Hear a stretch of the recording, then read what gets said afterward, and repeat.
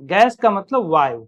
Gas का मतलब एक ऐसी चीज देह में बन रही है जो वायु के फॉर्म में है, वो बहुत एक्सेसिव है, जो शरीर को और दिमाग को परेशान कर रही है। हाँ, अब वायु बनने के मूल कारण क्या है? यदि हम अपने स्वभाव में देखें तो सत, रज और तम, ये 3 प्रकार के स्वभाव होते हैं और तीनों स्वभाव सब में होते हैं। सत, रज, तम। वायु का स्थान रज है, मीन्स कि राजसिक प्रवृत्ति हमारी जब बहुत अधिक बढ़ती है तब हमारे अंदर वायु पैदा होने लगती है और ज्यादा पैदा होती है, गैस पैदा होती है। राजसिक प्रवृत्ति का मतलब, रज का मतलब हलचल, चाहे वो मन में हलचल, चाहे वो देह में हलचल। यदि इसको विज्ञान की तरफ ले जाओ, विज्ञान के माध्यम से समझने की कोशिश करो, तो एक कोई छोटा परमाणु है, परमाणु में 3 चीजें हैं, इलेक्ट्रॉन, प्रोटॉन एंड न्यूट्रॉन। तो इलेक्ट्रॉन में गति है, वो घूम रहा है। प्रोटॉन और न्यूट्रॉन में स्थिरता समझ लो। तो इलेक्ट्रॉन जो घूम रहा है, यदि वो स्वभाववश या किसी कारणवश उसमें ज्यादा भागने की प्रवृत्ति हो, इलेक्ट्रॉन को यदि कंपेयर करो तो रज से है, राजसिक प्रवृत्ति से है। तो किसी भी व्यक्ति में यदि प्रवृत्ति राजसिक है, अंतर्मन में प्रवृत्ति राजसिक है और भागने की है, तो मेरे अनुसार वो परमाणु जो इलेक्ट्रॉन का हिस्सा जो भागने का है, उसकी स्पीड बढ़ जाती है और फ्री रेडिकल्स और होने लगते हैं। तो यदि आप देखो वायु के हिस्से में, यदि हमारा एक सिंपल लाइन में देखो, यदि हमारा अंतर्मन, यदि हमारी थिंकिंग प्रोसेस बहुत स्पीड में, थिंकिंग स्पीड में है, ध्यान दो, इस कम की बात मैं नहीं कर रहा हूं, स्पीड की कम बात कर रहा हूं। सोचो चाहे इतना, लेकिन स्पीड में नहीं होना चाहिए। यदि शांत हो करके सोच रहे हो तो कोई प्रॉब्लम नहीं। यदि बहुत तेज थिंकिंग की प्रोसेस है, स्पीडी है, तो हमारे शरीर के अंदर वे सभी ऑर्गन बहुत तेज वर्क करते हैं, तेज कार्य करते हैं, जिसमें पाचन की क्रिया भी सम्मिलित है। पाचन और निष्कासन, यदि पाचन और निष्कासन में बहुत तेज मूवमेंट हो रही है तो 100% गैस्ट्रिक होगी ही होगी। इसीलिए आयुर्वेद में, चूंकि आयुर्वेद चिकित्सीय शास्त्र है, चिकित्सा करता है, थेरेपेटिक विज्ञान है, थेरेपेटिक साइंस है, इसलिए उसमें दवा दिया जाता है या हर्ब दिया जाता है। किंतु यौगिक मेथड में हर्ब नहीं दिया जाता। यौगिक मेथड में उसी सत, रज और तम को बैलेंस किया जाता है। उसी नेचर को यह बताया जाता है कि यहां से थोड़ा स्थिर हो, जल्दीबाजी मत करो, शांत रहो, मन को, इंद्रियों को ढीला रखो, शरीर को बहुत टाइट मत करो, मन से बहुत शरीर को खींचो मत। जब खिंचाव नहीं करते तो शरीर में अननेसेसरी वायु नहीं पैदा होता। और ध्यान दो, जब एक एग्जाम्पल के रूप में समझने की कोशिश करो, जैसे गहरी नींद।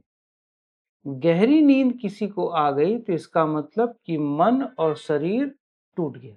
मन और शरीर का संबंध कुछ घंटों के लिए टूट गया।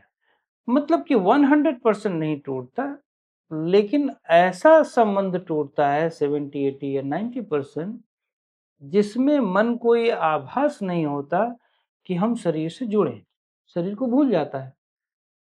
उस वक्त ये जो रज का प्रवृत्ति है, राजसिक प्रवृत्ति है या रजोगुण है, ये लगभग शून्य अवस्था में आ जाता है। मीन्स कि इसकी भागने की इसकी गति कम हो जाती है, जिससे हमारे पाचन और निष्कासन की शक्ति बढ़ जाती है, वायु या गैस्ट्रिक कम बनती है। इसीलिए हमेशा ये कहा जाता है कि यदि गैस्ट्रिक रोग को कंट्रोल करना है तो सबसे पहला अपनी ओवर थिंकिंग को कम करो। स्पीडी ओवर थिंकिंग, जल्दी जल्दी जो सोचने की प्रवृत्ति है वो कम करो। जल्दी जल्दी भागने की, जल्दी जल्दी कार्य करने की प्रवृत्ति पे लगाम लगाओ। यदि ये लगाम लग गया तो इसके बाद क्या क्या होगा मैं बता दे रहा हूँ। इसके बाद आप जो खाना खाएंगे वो बहुत आराम आराम से स्वाद लेकर के खाएंगे, वो स्लो स्पीड में खाएंगे। यदि वो स्लो हो गया तो इसका मतलब खाने का पाचन की क्रिया तेज बढ़ जाएगी। अब गैस्ट्रिक कम बनेगी। क्यों? क्योंकि मन भी संतुष्ट, देह भी संतुष्ट, ऑर्गन भी संतुष्ट, ऑर्गन पर एक्सेस बर्डन भी नहीं पड़ेगा। ये है टेक्निकल टर्म जो मैंने बताया, रीजन। अब 100 में 90% या अबव 90% लोगों को ये रीजन नहीं मिलता। उनको लगता है कि हम कुछ सोचते नहीं, हमको नींद अच्छी आती है, हमको सब ठीक ठाक चल रहा है, खाना अच्छा खाते हैं, बहुत प्रिकॉशन मोड पर हैं। कुछ लोग बहुत प्रिकॉशन मोड पे होते हैं, फिर उनको तो और गैस होती है। तो यदि देखो तो पहली बात तो उन्हें मालूम नहीं है, शायद अवेयरनेस नहीं है कि नींद आ भी रही है नहीं, या ओवर थिंकिंग हो रही है नहीं। नहीं अवेयरनेस, क्योंकि अभी चूंकि यंग हैं हम, तो जवानी में 17-18 साल में पता थोड़ी चलता है, और फिर धीरे धीरे आदत ओवर थिंकिंग की पड़ जाती है ब्रेन को। ब्रेन यूज टू हो जाता है, शरीर भी यूज टू हो जाता है, मालूम ही नहीं चलता कि ओवर थिंकिंग है, स्ट्रेस है, कुछ नहीं मालूम चलता। हमें इस बात का ध्यान रखना है। दूसरा, बहुत एक्सट्रीम प्रिकॉशन मोड पे भी नहीं रखना, क्योंकि एक्सट्रीम प्रिकॉशन मोड का मतलब है कि हम कहीं न कहीं इंटरनली फियर में, इवन कि हम प्रिकॉशन मोड पे खाना खा रहे हों, उस समय भी हमारा फियर होता है। तो हम फियर में, फियरफुल कंडीशन में, फियरफुल एनवायरनमेंट में यदि खाना खाते हैं तो भी वो गैस पैदा करती है। तो गैस के बहुत सारे कारण हैं। मूल कारण रासिक प्रवृत्ति, मन का बहुत तेज भागना मेरे अनुसार। और मन जहाँ तेज भाग रहा होता है वहाँ इंद्रियां भी तेज भागती हैं, वहाँ पे ऑर्गन को एक्सेस वर्क करना पड़ता है, एनर्जी की खपत ज़्यादा होती है। आपको जब एनर्जी की खपत ज़्यादा होती है, ध्यान दो, किसी भी व्यक्ति की एनर्जी की खपत बहुत ज़्यादा होगी तो वो किस खाने की तरफ ज़्यादा भागेगा? भोजन की तरफ, भोजन में शुगर की तरफ, क्योंकि शुगर इमीडिएट आपको एनर्जी देगी, प्रोटीन और फैट थोड़ी देर के बाद देगी। वो चैनल नहीं अडॉप्ट करता है। जो चैनल अडॉप्ट करता है वो शुगर कार्ब्स का चैनल होता है। कार्ब्स के चैनल को जब हम अडॉप्ट करते हैं और बहुत ज़्यादा उसको खाने लगते हैं तो भी गैस्ट्रिक बनने लगती है। तो ध्यान दो, ये सब प्रोसेस हैं वायु के बढ़ने की, गैस्ट्रिक के। और इन सबों को नियंत्रित करने के लिए वो सारे उपाय बहुत उचित हैं जो आपको स्लो डाउन कर दे। स्लो डाउन का मतलब कि आपके मन को थोड़ा स्पीड कम करा दे, एक्सेलरेशन पर कंट्रोल, ब्रेक नहीं। हमें ब्रेक नहीं लगाना गाड़ी में। यदि हमारी गाड़ी बहुत तेज भाग रही है और कंट्रोल नहीं है तो शुरुआत में ब्रेक लगाने के लिए कोई बोल सकता है, जरूर ब्रेक लगाओ, लेकिन मेन प्रमुख चीज आपको एक्सेलरेशन पर कंट्रोल करना है। जो हम एक्सेलरेशन पर पांव दबाए हुए हैं तेज से, तो वो दबाए रखोगे और ब्रेक पे भी पैर दबाओगे तो फिर काम नहीं चल पाएगा। तो ब्रेक ना भी एक बार लगाओ, एक्सेलरेशन पर जिस दिन कंट्रोल आ गया, मीन्स कि माइंड की सूक्ष्म वृत्तियों पर सत, रज और तम जैसे स्वभाव को नियंत्रित करने लगे। कहाँ कितना बोलना है, कितने रिदम पे बोलना है, तेज कभी भी बोल सकते हैं, निश्चित तौर पर बोलें, लेकिन कितने में आप हर्ट हो रहे हैं, कितने पे नहीं, ये सब जिस दिन आपने जान लिया, आप लक्कड़ पत्थर सब हजम कर जाओगे। और ये करके देख लो, मैं साक्षात प्रमाण हूं। मैं मतलब गलत तरीके से भोजन नहीं करता, खाना ही खाता हूं, पर मेरी 2 मीटिंग से ज्यादा भोजन नहीं।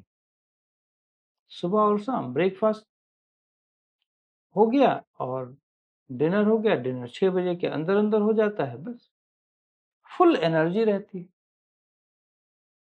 तो कभी कभार सबको गैस हो सकती है, वो बात दूसरी है, वो तो सर्कमस्टेंशियल है। कोई घटना घटित हो गई, किसी दिन कुछ खा लिया, इधर उधर हो गया, वो बात दूसरी है। लेकिन जो वायु हमेशा बन रही है, वायु बनने का जो स्वभाव हो गया वो खत्म हो जाए। तो आसन ऐसे करें जो आपके स्लो डाउन कर दें आपको, प्राणायाम ऐसे करें जो स्लो डाउन करे, ध्यान ऐसे करें जो थोड़ा शांत करे, बहुत ज़्यादा चहको ना, बहुत ज़्यादा झूमो ना, एक्सट्रीम डांस वाला जो मेडिटेशन होता है वो सब कोई किसी काम का नहीं है। तो इन सब चीज़ों पर ध्यान दें। भोजन अपने आप नियंत्रित होता है। भोजन बहुत एक्सटर्नल पार्ट है लाइफ का, बहुत सूक्ष्म पार्ट हमारा मेंटल स्टेबिलिटी है। यद्यपि थेरेपेटिक वे में ऐसा कहा जाता है, जैसा अन्न वैसा मन, अच्छा खाना खाओगे तो मन अच्छा हो जाएगा, पर ये एक सर्टेन लेवल तक ही काम करता है। बहुत मन को बहुत अधिक अंतरतम में समझने के लिए ये वर्क नहीं करेगा। ये शुरुआती दौर में वर्क करता है, बाद में हमें मन को शुद्ध करना पड़ता है, मन की स्पीड को कंट्रोल करना पड़ता है, वैचारिक गतिविधियों को नियंत्रित करना पड़ता है। नियंत्रित का मतलब समझना पड़ता है, तो बात बनती है। वायु हमेशा के लिए नियंत्रित होती है। और एक दूसरे प्रोग्राम में मैं जो बताऊंगा कि वायु किन किन प्रकार की होती है, और उस वायु में डायाफ्राम पे जब स्ट्रेस आता है तो मस्तिष्क से संबंधित सारे रोग हो जाते हैं।